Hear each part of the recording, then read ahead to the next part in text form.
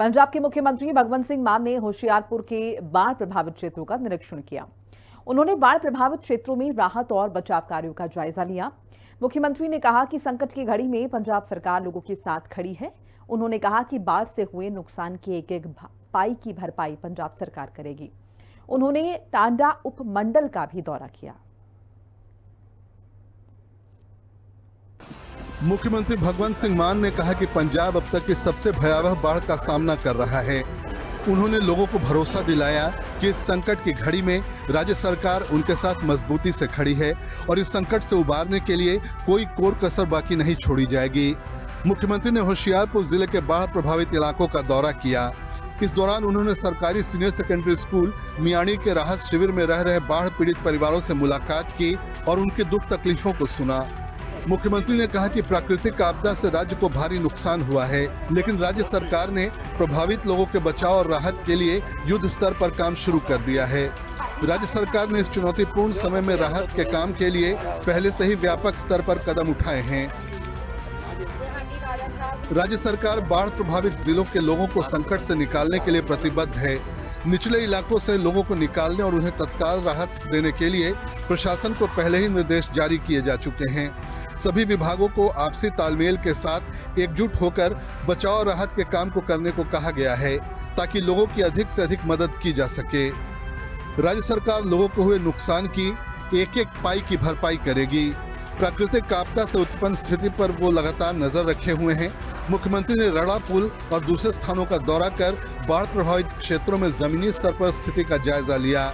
भगवंत सिंह मान ने कहा कि उन्होंने प्रधानमंत्री को पत्र लिखकर भारत सरकार से रुके हुए 60,000 करोड़ रुपए के फंड को तत्काल जारी करने की अपील की है।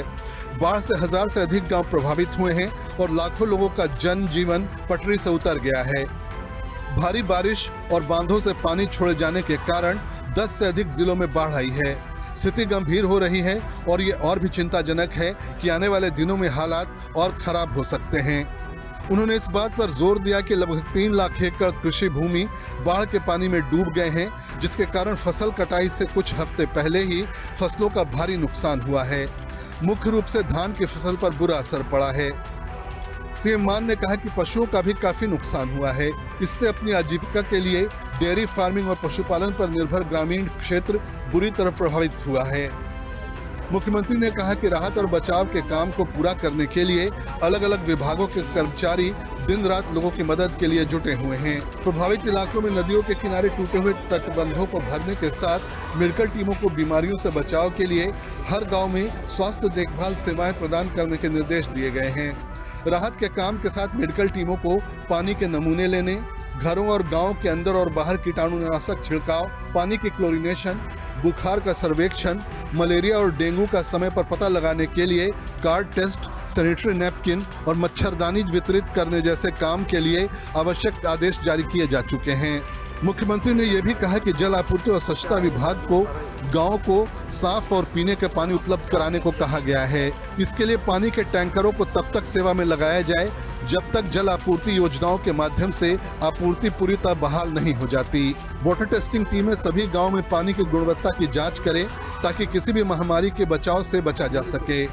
बाढ़ प्रभावित गांव के लोगों को पानी के साथ सूखे राशन की किट, चीनी, चावल, आटा, घी, दूध पाउडर उपलब्ध कराया जा रहा है। प्रभावित निचले गांव से पानी निकालने के लिए पंपिंग का काम पहले से ही युद्ध स्तर पर चल रहा है। प्रभावित लोगों को राहत शिविरों और मेडिकल शिविरों के माध्यम से यहां तक कि उनके घरों पर जाकर चिकित्सा सहायता प्रदान की जा रही है।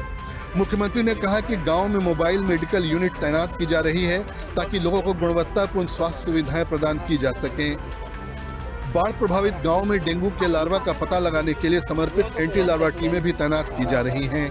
विशेष टीमें गांव का दौरा कर लोगों को मलेरिया, डेंगू, दस्त, टाइफाइड और त्वचा संबंधी समस्याओं जैसी बीमारियों को रोकने के उपाय के बारे में जागरूक करने के आदेश दिए गए हैं। प्रभावित पशुओं के इलाज और टीकाकरण, पशुओं के कीटाणुनाशन और चारे की व्यवस्था के लिए बड़ी संख्या में पशु चिकित्सा टीमें तैनात की जाएंगी। गांव में व्यापक स्तर पर स्वच्छता अभियान चलाने के साथ पानी से होने वाली बीमारियों के फैलाव को रोकने के लिए फॉगिंग टीमें तैनात की जा रही हैं। सैनिटरी और मनरेगा कर्मियों को गांव की सफाई का काम सौंपा जाएगा। मुख्यमंत्री ने कहा कि नालियों में ब्लीचिंग पाउडर का छिड़काव किया जाएगा ताकि दुर्गंध को रोकने के साथ इससे होने वाली बीमारियों के फैलाव को रोका जा सके। उन्होंने भरोसा दिलाया कि संकट की इस घड़ी में लोगों की मदद के लिए कोई कोर कसर बाकी नहीं छोड़ी जाएगी। पंजाब सरकार ऐसी स्थिति से पूरी क्षमता के साथ निपटेगी।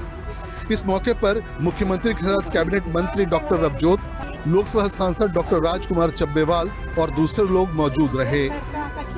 ब्यूरो रिपोर्ट, हिंदी खबर।